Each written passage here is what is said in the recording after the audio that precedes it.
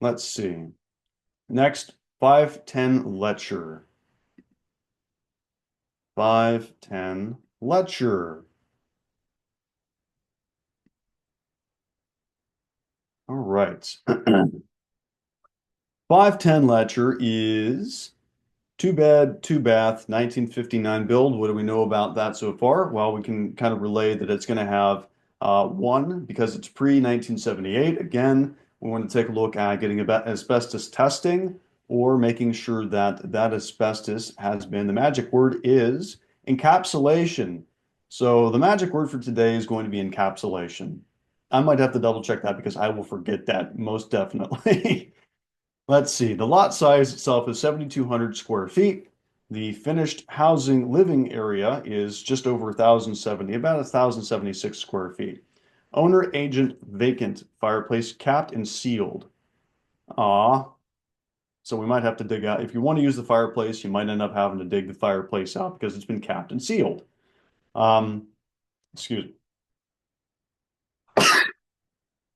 Oh, goodness gracious. All right, discovered the delightful two bed, one and a half bath. Again, that's just a listing thing. One and a half bath, heart of downtown. So we know it's downtown. So that meets a reasonable distance criteria for shopping, schools, and town. Entertainment, EKU, golf. Home has new flooring, gutters, HVAC, just painted, ideal for eager to craft their own home investment opportunity. Hey, look at that.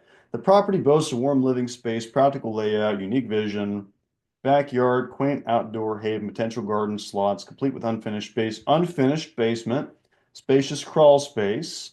So captivating home, etc., etc., etc. All right, cool. So we know the basement has a crawl space, unfinished, or did I just complete with unfinished basement and a spacious crawl space? That's kind of a double. So maybe it's like a half basement, half crawl space, basement crawl space. I'm kind of curious. Um, it's on block foundation. It's got, center of town, new flooring, gutters, HVAC, painted. Okay. So curious about the water heater, but yeah. So let's kind of go through this a little bit. Attic, yes, access only. So so the attic is also like a little bit of a crawl space. If you've ever, seen the little square doors, I have one in my my bedroom. There's a little pop-up door up in the corner. Bedroom floor access, stomach. All right. So, and it says garage. So no garage, no carport, off street, block, electrical. Okay, cool. Um, so immediately I go, okay, well it's not as is, so that's good.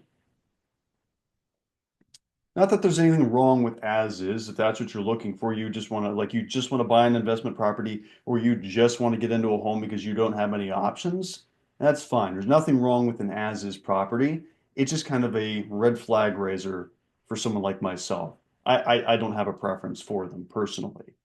So I had passed on a handful of as is, and when I walked into all those properties, there was always, oh hey, don't look behind door number four. There was always something like that.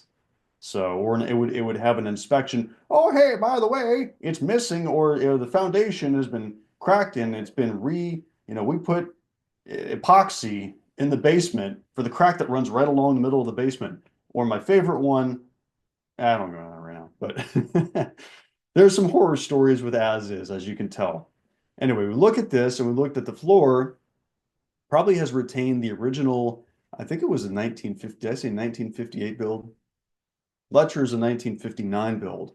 So it looks like, based upon the size of the planks, that they have, it looks like based upon the gloss and the plank size, that they have retained that 1959, those planks in the house for the wood. So it looks like it's original wood, and they've refinished it and overglossed it for that natural charm.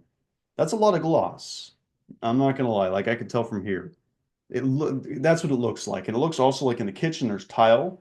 It has like a specific type of paneling that you're going to see in houses from that era, right? And it also looks like on the wall, probably a Honeywell, up a Honeywell, because I have one of these. Um, Heating. Honeywell electrical heating management component, or your thermostat for short. It looks like a Honeywell. So in the kitchen, you can see clearly it's tile. It looks like a newer fridge, stainless steel range.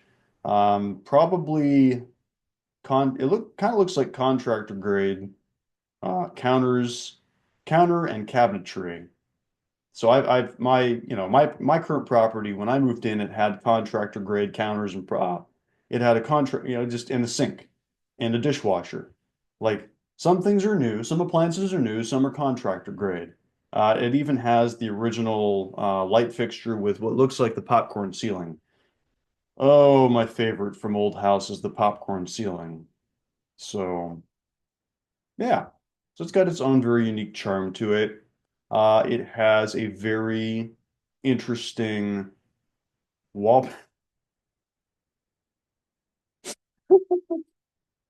Has a very interesting wallpaper in it with a unique chandelier, so that's nice. I like the tile on the floor, and it looks like as we're moving across. Okay, so this is kind of what I would expect. Again, some rooms are. It looks like they've redone the original wood. They've got unique wallpaper in every room. And then the bathroom, and I think in the bathroom it looks like that's vinyl. So that's not tile, that's vinyl. Um, you can tell what kind of just by the way it goes. If you looked at enough tile and vinyl, you can tell the difference between tile and vinyl by looking at pictures of it. Um, it's everything looks for its it looks like it's been updated. Some of it's been updated, some of it's original. The mirror's original, seemingly from the 50s because it's got that three-way split with the hinges. It's old, there's nothing wrong with it. It's just vintage. It's got its vintage charm to it. Um, yeah, it looks like a glass door handle or clear. Looks like glass. That's If so, that's a vintage element. You can tell by the reflection in it too. Um, yeah. As long as the plumbing and the electric and the HVAC and all that's good. It has an unfinished basement. Like I mentioned, with unfinished basements, you're going to see HVAC, you're going to see wires, you're going to see plumbing, all the stuff that when they're working on the foundation of the house, they put in all that stuff, and then they put in the floor, the boarding and all that stuff for the first floor, and they don't go back and cover that stuff up just in case it needs to be accessed, right? And down here in the basement, you can see the water heater and components that lead to that go upstairs throughout the house, all that good stuff. Or is that the HVAC? Oh, I'm sorry, that's the HVAC. I haven't seen the water heater yet. I misinterpreted the water heaters are normally for a single family residence. The water heater is normally in the basement as well, somewhere close by to the HVAC system. So, oh, and I really dig the backyard already. Mm. And it has a walkout basement. That's nice. That's nice for doing like yard work and storage, and you don't have to yeah. That's I like that. I like that a lot. Considering the design of the house looks a little bit like a horseshoe in a sense.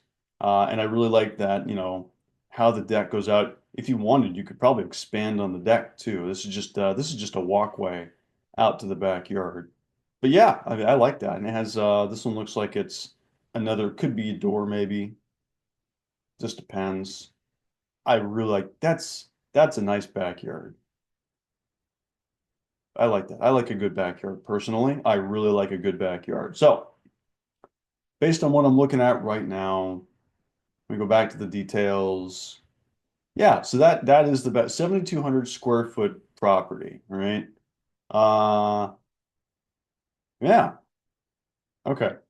Good foundation. It is on blocks. Looks solid to me. I'd still have an inspect. Always have an inspection. The displayed structural integrity, yes. Flood zone, no. Not as is. Roof.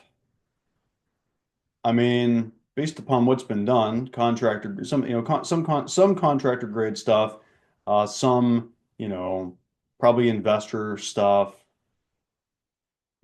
Generally, when you see a mix of things, I would presume it's got a solid roof, but I'd get it checked still.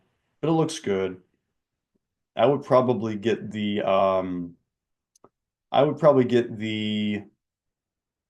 fireplace uncapped and sealed. No, no, no, don't zoom in. I'll freeze my screen up.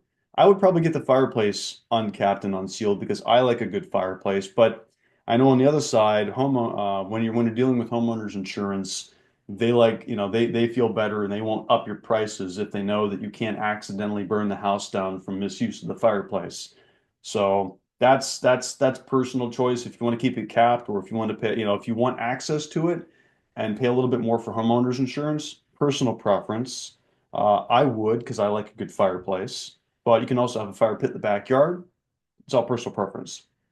Uh, Reasonable distance from shopping schools in town. Well, from the original listing, we know that it is a good distance right here in the details. Heart of downtown, access, etc., etc. So, personal tolerance. Would I buy it? Why or why not? Again, the reason that makes this list for me is because this is something that I would buy. Would I buy this house? Having looked around at it, if I didn't mind, the vintage appeal to it. I mean, personally, I actually don't really mind the vintage appeal to it. I would get all the inspections done. Yeah, I'd buy this house. I would buy it to live in it or as an investment. I would probably buy this as an investment property, simply because I have a two bed now, and if I'm going to buy someplace to live in it, I would want 3 to 5 bed. That's just me though. If you're looking for a new home, this might not be bad for you. Uh, 2 bed, 1.5 bath. It's a really solid property. So if I was going from an apartment to a house, I would buy this house. I would buy this house personally. Now, moving on to what was next on my list?